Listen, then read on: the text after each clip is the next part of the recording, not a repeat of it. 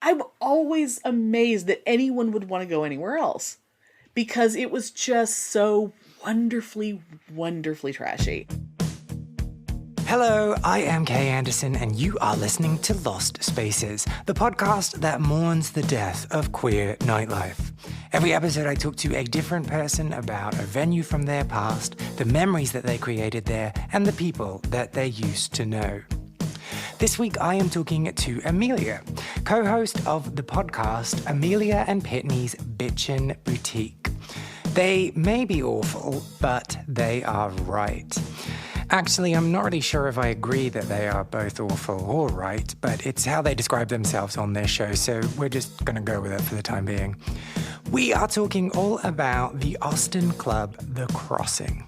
Now, this is one of those situations where, because the club existed before the internet did, there is no information about this venue online, which is kind of weird considering all of the crap that you can find online. But it's also a nice little reminder of the importance of this project to document people's memories and the spaces where they happened.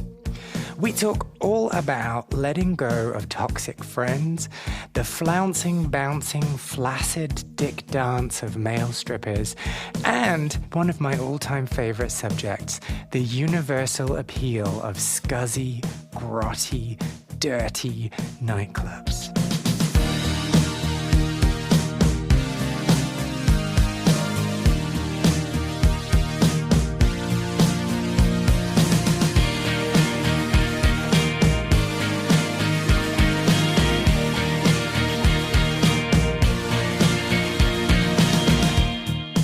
Wherever the queer people were, that was where I wanted to be.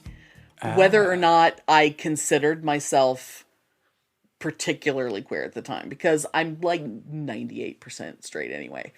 But I'm queer enough that that's just where I wanted to go. So the 2%, is that like a toe? It's weird. It's something that it's taken almost my whole life to kind of define. Because when I was younger, I had this theory that, and I recognized that this was me sort of almost like doing an entire anthropological study in my head based entirely on my own experience and never once asking another person a question, but just making an assumption about all of society, about how sexuality worked.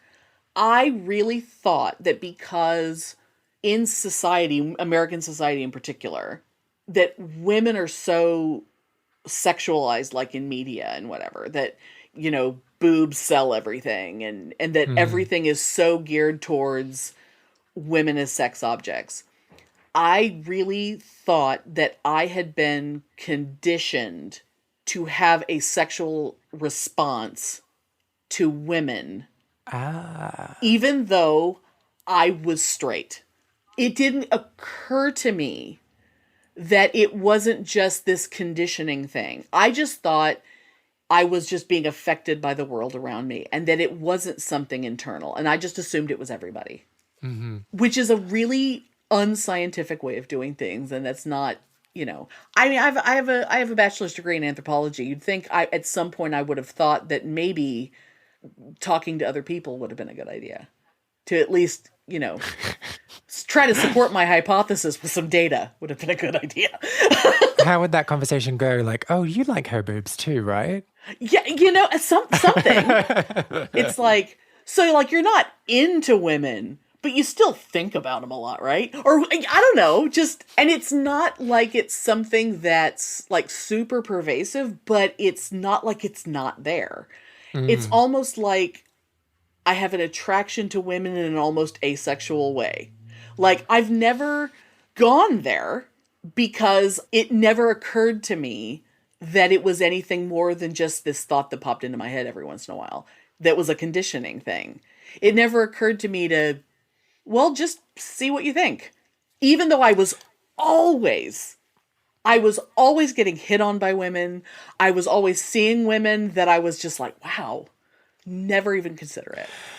And so when did you go, oh, hang on? It really wasn't that long ago. Like, so just before this call then? Yeah, like about 10 minutes ago. Oh, okay. No, I mean, it's only been within the last few years. It's going to sound really weird, but I'm not sure I've actually talked about it to my husband. Hi, Amelia's husband, if you're listening. Hi, honey. I'm around somewhere. I mean, like, it doesn't affect anything because I'm married to him and I'm course. not going anywhere. But it's one of those things that it's like, huh. Okay, but so like help me understand this a bit more. So Yeah. as someone who is strictly dickly and has never thought about women in that way, Right. is it like it's a warm fire in your belly rather than a burning loin? Yeah, it's not like, it's not romantic. I wouldn't say it's a falling in love feeling. It's like, I can't imagine anything past some good making out. Like, there's certain women that it's just like, okay, I could go there. Okay, I could maybe go there. I can't go there. As I point downward, above the waist. I don't know. Like, I can't. It's just like, there's like certain things that I can be like, okay, I can go there. But are you not like breasts are fine, right? But the vagina, like, is so interesting. Oh, it is. Like, I'm not repulsed by my own. No, but like they are so different from each other. Oh my God, yeah, they're fascinating. You're never just like, wow, I want to explore. They're really, I mean, and a few years ago, I actually became especially fascinated by vaginas because I got really upset towards like the end of 2018. I just kind of got generally upset, probably related to something Gwyneth Paltrow did. I'm guessing, probably kicked that off. Damn you, Gwyneth. Some days I just want to smack. And sometimes she'll be like really good in a movie, and I'm like, fuck you. It's like, I don't like it when you're a good actress. I don't want to respect you in any way. I just want to be angry with you all the time. Yes! Can't I just hate you? Just full cloth. But so like when women just don't get how their junk works and they just are stupid about it and like they'll just shove stuff up there thinking, oh, I'll just stick parsley in there. I heard that's good for it or whatever. Wait, what has this got to do with Gwyneth Paltrow? Well, Gwyneth Paltrow was like the jade egg nonsense and steaming your vagina because she's one of those people. The wellness community crap. Okay, well, can we just segue quickly to talk about sunning your asshole? Oh God. Have you heard about this? Yes. I just like, what? Like, how does it make a difference? I do not get it. I mean, So for anyone who's listening who does not know about this, there is a theory that if you expose your asshole to sunshine for 30 seconds... Yeah. It's only 30 seconds. It will like change your life, fill you with power and energy. Like, yeah. I mean, I have been someone who got a horrible, horrible sunburn at a nude beach. Like, there are parts of your body when they see the sun for the first time, they might not react the way you want. Are you saying you're just like me and you burn in 30 seconds? I am pale blue. I am absolutely a pale blue person. I am just veins. Yeah. I am definitely one of those people that whenever I have to give blood or whatever, like people, they get so excited. They're just like, oh, your veins are great. I'm like, yeah, you can take blood from anywhere on me. Palms of my hands, anywhere you want. I get that as well. Like, oh, this is easy. Yeah, okay. Yeah, so anywhere you want. But yeah, so this sunning of an asshole thing, like, do you get it at all? There's a point to which there's so many people I just want to smack the shit out of them. Like I mean, there's coming up with an idea. There's just, okay, the first person to come up with the idea. Okay, good for you. You know? But then you go do it and you're convinced it did something great. Then you go tell your buddy. And now the next thing you know, you're on the internet posting a picture with your legs in the air. And then now there's like 100 Oh yeah, but that doing picture it. that I posted had nothing to do with the sunshine. Yeah. Well, the thing about the vagina thing was that I got so annoyed by hearing just these crazy stories about women like just harming themselves because they don't understand their own bits at all and just like giving themselves horrible infections or just doing terrible things in the name of wellness or whatever. And I declared 2019 the year of the vagina. And I started doing every segment, every show that year.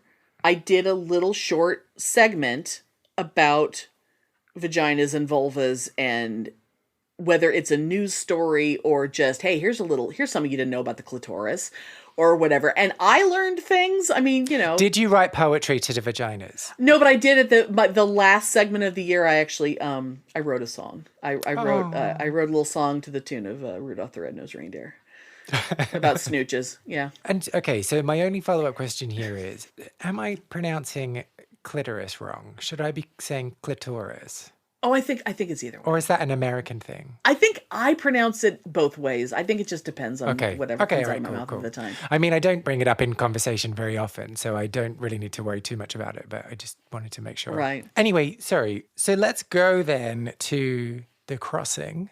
If indeed that was the name of the club. I swear to God it was. Are you able to tell me about the first time that you went there? Do you remember? I don't know if I can pinpoint the exact first time, but I do know that when I went there, I'd gone to other gay clubs before, and they were a little more, I don't want to say typical gay clubs. Clean? But a little more neon-y, a little more... Shiny? A little more sparkly. And, I mean, because I think anything that was a gay bar automatically felt like, ooh, fun. And then it was like, I'd get in there and I might not feel welcome. Like there was a place, I think it may be one of the places that's still around in Austin from back then, called Oil Can Harry's. And there's actually several of them in Texas. I don't know if it's a chain or owned by the same people, but at least the one in Austin, it was the place where like the straight acting gays would go. It was like the respectable gay bar. Mm-hmm. At the time, it was like the gay bar that straight people knew about. Like the rest of them, nobody seemed to be aware of them. It's like, oh, well, of course you don't know about the seedy places, but you know about Oil Can Harry's. But Oil Cans was like the kind of place where I totally get the, hey, this is our place. This isn't for you. I get it. Like I was saying before, I don't necessarily want to be around straight women either, but like a bachelorette party showing up is going to ruin my evening too. I totally get that. And that's the kind of place that like a bachelorette party would think they have the right to go to. Mm-hmm. So if they see me and they don't know me, I get it. It doesn't mean they have the right, because I'm following my friend through the crowd, to casually gesture in such a way that they just sort of lightly burn me with their cigarette as I walk by. Not cool. No. But I was young enough and doormatty enough that I just sort of brushed ash off my arm and kept walking. I was not going to be confrontational about that sort of thing. And I think part of it was because I knew that, yeah, this is your place. I mean, eventually I would only go there if, say, because, there would be like amateur strip night. And if like someone we knew was going to strip, and it was like, okay, well, we should at least go cheer for them or something, And the only time I ever had a really positive experience there was I had this 1 year where I was determined. I wanted to know what a Brandy Alexander tasted like. And you have to find an old bartender to get one of those. And I would just, every bartender in every bar I went to, I would just find the oldest bartender in the place and ask them if they knew how to make one. And they'd be like, I don't know what you're talking about. But there was this old queen at Oil Cans who did know how to make one. And wasn't as good as I was hoping. But, So what is a Brandy Alexander? I need to look this up. And why did you have it in your head that you needed one? It's a very 70s kind of a drink. Maybe a 60s or 70s kind of drink. It's like, I just mainly remember, it's got brandy and cream in it. Cognac. Yeah. Brandy, oh, okay. Those kinds of cocktails just kind of fascinate me a bit. And I'm fascinated by the kind of cocktails that are like, oh, well, this is the kind of thing a woman would drink because it doesn't taste like alcohol. I'm fascinated by, let's combine all these different kinds of alcohol and then it magically turns into something else. Because sometimes that does happen, and that's like, the first time I ever actually kind of got really tipsy in public. The first time I had a Colorado Bulldog and I almost fell off a bar stool. That was at the crossing. Colorado Bulldog? Oh, I don't know any of these. It's kind of like a White Russian. It's very similar to a White Russian. Okay, well, that's not what we're here to talk about. Sorry, I'm just I know. We can just talk about mixology.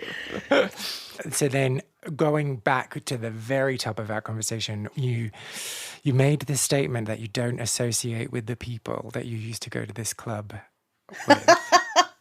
Yeah. And I'm kind of Yeah. fascinated about this. So Pitney is the one constant in all of this. He was the person that you went to that club with the group of people. Yeah. Who were the other people? Some of them, well, there were people that we met there, so that there was, a lot of it was that. Some of it just has to do with the fact that we just kind of stopped going out as much. Some of it has to do with the fact that Pitney moved away from Austin and moved to San Antonio. Me being an old married lady for a long time, so I had stopped going out. But even before all that, some people that we were hanging around with back then, we got to a point where we realized that we were friends with people who didn't deserve us, if that makes sense. One of the people back then, that was a guy that we actually met at that particular club, and we used to be there with him a lot, was someone that he eventually kind of became a character on our show, and we decided to refer to him only as the worst person in the world. So how do you feel about him? Do you still like him? You don't like him? Oh, he is utter human garbage. The first story we ever told about him on the show was that one time he was out at the bar and he ran into a guy that he hadn't seen in a few years. Like when there's someone that you used to see every weekend and then they kind of disappear for a while and then they come back out and they look very, very thin and frail and you haven't seen them in a while. And his reaction to seeing this guy was to tell him he looked like shit. Well, his friend took this guy aside and said, yeah, I'm going to have to ask you to apologize because he's dying.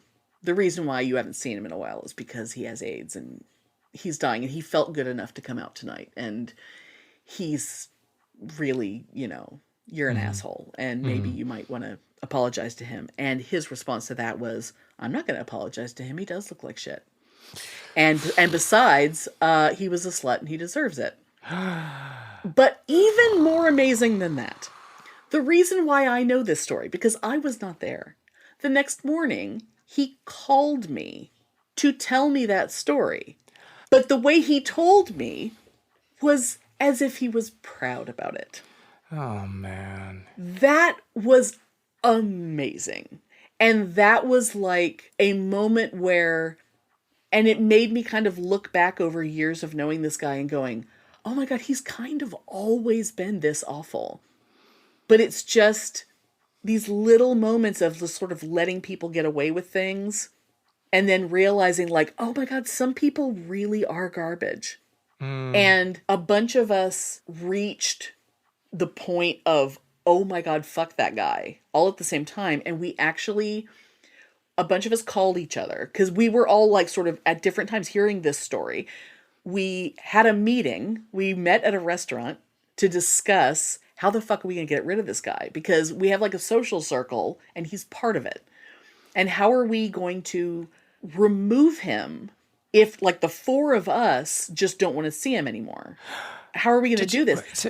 So this meeting, did you have Post-it notes? Did you have plans? How did you approach this? It was so hilarious that it was nearly that formal. I mean, we all converged on a restaurant and it was like a couple of hours. Did you wear black sunglasses discussion. going in, hoping no one would see you?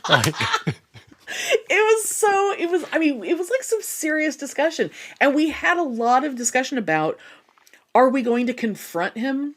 Do we just leave here and we all just drive and just bang on his door and just tell him he's a complete piece of shit and we're not?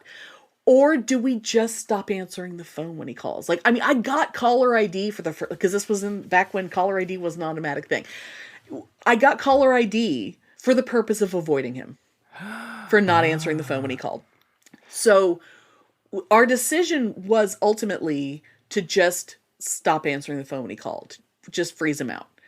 Because we realized after a long discussion that, I mean, this is going to sound really strange, but I mean, if someone is that bad and he tells that story with pride, that us telling him you are a terrible person, he's not going to understand what we're saying. we just realized it was going to be extremely traumatic for us to go through having to have that conversation, and it's not going to do any good. And he's just going to end up convinced that we're just lying to him or something. And then he's just going to go around telling everyone how awful we are, which ultimately he did. He made up all kinds of stories about why we weren't talking to him anymore. And so it wasn't like this gradual realization. It was just one day the blinkers came off. Yeah. But then looking back, it was oh my God, he's always been awful. Like there would be these little things that were like tiny annoyances, but we just blow them off. Mm-hmm. And then going back and going, oh no, he's this bad all the time. Isn't it fascinating what you put up with when you're younger? Like, I think I might have gone too far the other way, and now I'm just like, ugh, what? You have soy milk with your coffee? No. I mean, a bit too extreme. But like, yeah, just back then you're just like, yeah, I'll let that slide. Yeah. Yeah. I mean, I had a couple years ago, I'm days away from the anniversary of walking away from another long friendship with someone who... Wait, you don't mark these occasions, do you? Well, this one just happened to fall in a very... Part of it has to do with Facebook memories, because it reminds me things come up and things just kind of connect. But after a year of this guy like throwing a tantrum and not speaking to me for a year, after like 12 years of a wonderful, perfect friendship, he got really weird with me the year my mother died. Like everything was wonderful. And then one day he just got weird and got mad, and then he didn't speak to me for a year. I went through like a year of horrible depression. Towards the end of it, I'm just like, okay, he's just not going to speak to me again. It's like, it's fine. I'm over it. I'm fine. And then suddenly he just shows up back in my life again. And I immediately reverted to, oh yeah, he's back. Like a little lapdog. And it was so weird. And I just totally took him back. That only lasted for 2 months. And then he got mad at me again for no fucking reason, because I said, I basically wished him a happy new year in a text. And how dare I? What? Because it was Easter, or? No, it was, he had gotten dumped by his girlfriend and he was sad. And I sent him an upbeat Happy New Year text, and I was being disrespectful to his sadness. Oh, I totally see that. Yeah, that makes total sense. What an asshole I am. I'm such an asshole for doing that, right? And the first time he got mad at me and didn't speak to me for a year, it's because it was really cold out and he was wearing long pants, and I acknowledged it. I'm such an asshole. Because he normally wears shorts. Yeah, he's one of those shorts guys. He's a shorts guy. I don't actually think I know any shorts guys. I mean, I don't live in the climate that's, Yeah, you don't live down here. I mean, I'd known him for 12 years, and it was the first time I'd ever seen him in big boy pants. Wow. And I'd seen him in cold weather before, but it was just like, it was the first time. And I just kind of made a comment. And the thing is, I knew him well enough to know why he dressed the way he dressed. Because he's one of, like some people have like they're really afraid of trousers, like really physically sensitive to certain kinds of fabric, and they don't like things to be tight, and they want everything to be really loose and baggy and whatever.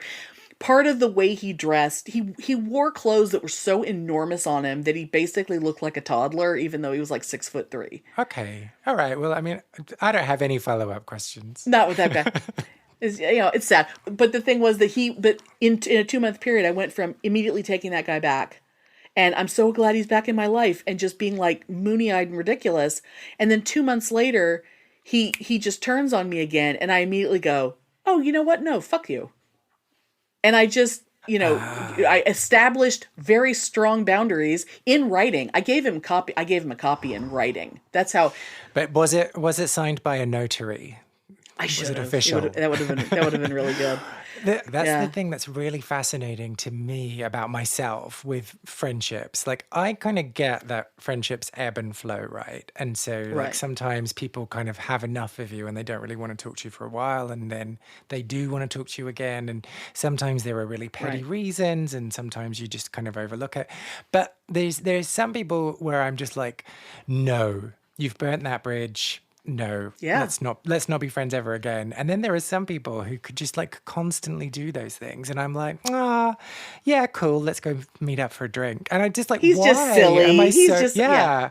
Like, and what is the reason? I just and I hate fascinating. that with that guy. I hate to think of myself that I give him a pass because he was pretty.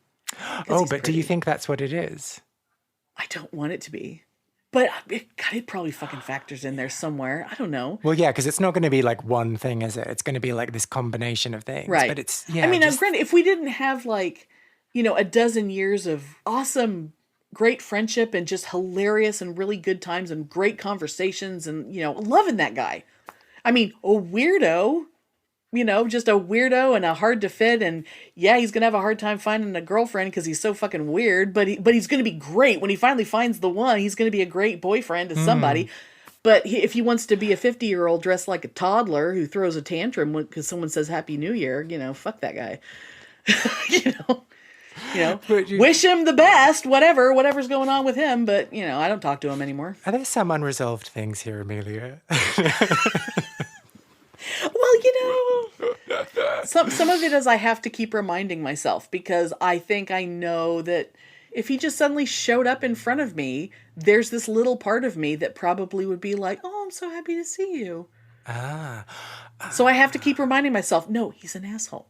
He was very mean to you. Oh, see, and I think this might be where it's different for me because I think potentially the reason that for some people I'm like, yeah, sure, let's be friends again, it's because I don't actually care that much about them. Like, I'm not like hurt when they disappear. I'm just like, oh, okay, they're not in my life at the moment. But there is some people that if they disappear, I'm like, oh my God, like this is a really bad thing. And then I want to punish them. So like when they come back, I'm like, no, I don't want to be your friend. And then like just completely burn that bridge.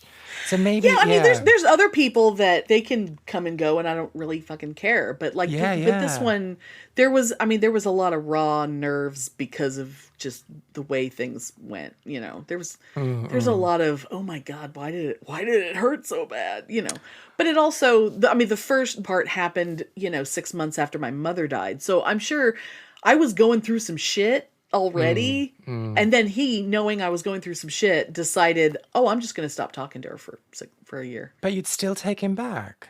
I mean, there is this little part of me that still is like, I'm sympathetic to what a crazy fucked up piece of crap he is. I don't know. Okay. But he is cute. No, that is not the moral of this story. Bad. Bad Amelia. So what else is there to talk about with the crossing? I was trying to think of, Pitney definitely had more skeezy, memories of there, but because there was always a lot of strippers, and that was the place where I realized where if there were strippers, like if someone was bringing in like professional strippers into a gay bar, the likelihood was that those strippers were straight, because if you had gay strippers in a gay bar, there was like some liability going potentially, because like whoever was managing them might not have the ability to keep an eye on them.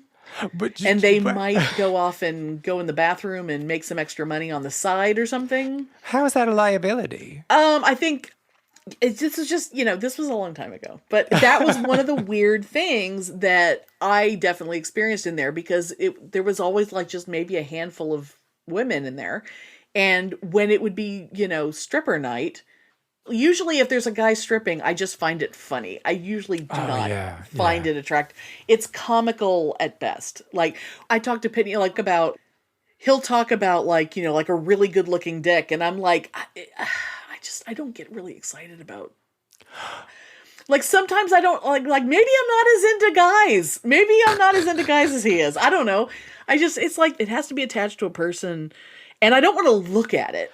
Okay, I have no desire to look at it. Okay, all right. Okay, so you don't appreciate a good-looking dick, but can you spot a really terribly ugly dick? Oh, I've seen. Yeah, there's oh yeah. So it's not like you've got penis blindness, like face blindness. No, I can certainly see it, but like it doesn't need to look a certain way. Like I dated a guy who he really should have been in porn. Like, it was like, get that thing away from me. It was enormous. It was like the size of my arm. It was ridiculous. And I only dated him for a very short time. We didn't even do all that much because part of me was like... terrified. Yeah. It was certainly nice to look at. But it was also kind of pointless because it was like, I don't know what I'm supposed to do with that. He was one of those rare guys that like, yeah, he should just be naked all the time. I mean, you're just contradicting yourself. But it's very rare. It's very okay. So every now and then you're like, yeah, that's a good dick, but most of the time you're like, meh, could take or leave it. But the thing is that I also wasn't with him for a long time. Like, I mean, you weren't dicknatized, is what you're trying to say. No. I mean, it wasn't worth keeping around. Well, yeah, it should never be the primary thing. But like, if it's a good one, and you're like, yeah, like that, that's a nice. But I also didn't have much use for it. Like it didn't. You've heard of poppers, right? Part of me was like, oh, I'm sorry. You want to put what where? I mean, part of me was kind of. Oh, look how small my hands look. I mean, it was it was very strange. But like when a stripper, I mean, there's something so funny about a stripper because the flaccid bouncing dick dance that strippers do is so funny to me. And they're doing the acting of the being turned on, but clearly they can't really be turned on because we can all tell you're not. And they're in a room full of guys and they're not into that, but they'll spot the one woman in the room and they have to pretend they're not looking at her or whatever. But there were two main strippers that I remember from there. Well, apart from just like this one homeless dude that every time this guy, he went by the name Wildfire and he was like this kind of stoner, this like homeless stoner dude. And that guy would always win because everyone was just he was so pathetic and weird. And we were just like, yay, we loved him. He was so like, oh, give him all the beers. But, there was this one guy who would just try to get my attention so hard. And one night I was at one of the back bars and he was on like one of the go-go platforms kind of a situation. And he thought it would be cute to, with one foot on the go-go platform and the other one on the bar. So that he's like, his dick is like near my face. I'm like, yeah, really? I'm talking to my friend here. Like he's like he gets between me and my friend. He starts like trying to pulling the front of his G-string out. Like I'm going to look down there. And I just reached into my glass and took out several ice cubes. And I just dropped them right down the front of his G-string. It's like, yeah, that's what you're getting. Cool off. Get away from me. What the hell are you doing? I've been in bars where there's been straight strippers and a predominantly gay audience. And it's so weird. Like, you agreed to this gig. Like, you knew what you were doing. You knew you were coming to strip in a gay bar. Like, can't you just kind of flirt with the men here? Why are you zoning in on the women and trying to be, like, super hetero? Because, like, that just kills the fantasy. That, like, there is no fantasy. I just don't get the mindset. Like, why do you have to prove your heterosexuality here, of all places? Yeah. And there was the other stripper that I have fond memories of. He at least had the decency. I mean, he went to the trouble of acting very well and being flirtatious and whatever. But then he would just sort of like walk past me and whisper something in my ear and then go up and get on the thing and dance for a while. And then he'd come over and say something to me and go back. And one night when we decided that, oh, well, we're going to leave together, but we weren't going to leave together because he was like, no, I'm going to walk out and I want you to walk out like a couple minutes after because I don't want them to see you walk out with me. He's like, because, I'm working. And I was just like, yeah, that's totally fine. And then I walked out and he was actually outside and he had his car parked across the street at the liquor store in the parking lot across the street. Now, of course, we didn't go anywhere. I just like gave him a blowjob in his car in the parking lot of a liquor store across the street from the crossing. But romance. I know, but it was, l'amour. But he was very pretty. I mean, for me to just give someone a blowjob, which that's generally, if that's all that's going to happen, they'd have to be pretty fucking pretty. Because that's generally not, if that's all that's going to happen, I'll pass. But but hang on. You're not like negotiating beforehand. Like, so what's happening now? Oh, no, I'm not interested. Bye. I I think I probably thought that we were going to go somewhere. Oh. But, Oh, you no. know. Oh, this is turning into a sad story now. No, it was a good one. No, that was a good one. But It was a good one. He was very pretty. Yeah. Okay. I wasn't going there thinking I was picking up a guy. It was the crossing. Okay. That was the bar I was going to be amused by, you know, toothless hobos and whatever. It's like, I love that place. And so, like, do you remember then hearing about it closing? Were you still going to the place then, or had you stopped going? It shut down sort of briefly, and then it reopened with the same owners. One of the owners, their initials were DJ, and it reopened as DJs.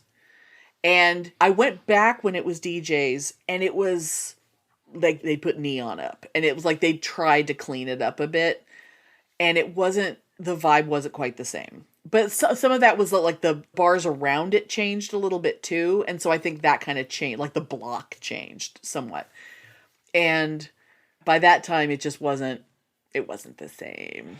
Isn't it fascinating that can happen? Like a lick of paint, change of name, one little thing changing, and suddenly it's like, oh, this isn't fun anymore. It's like they tried to get a little bit more respectable, and you were like, I'm out. Just kind of, yeah. You know? And it's weird how if it had been a straight bar that was that level of skeezy, I would never have been comfortable there. I would have thought it was disgusting.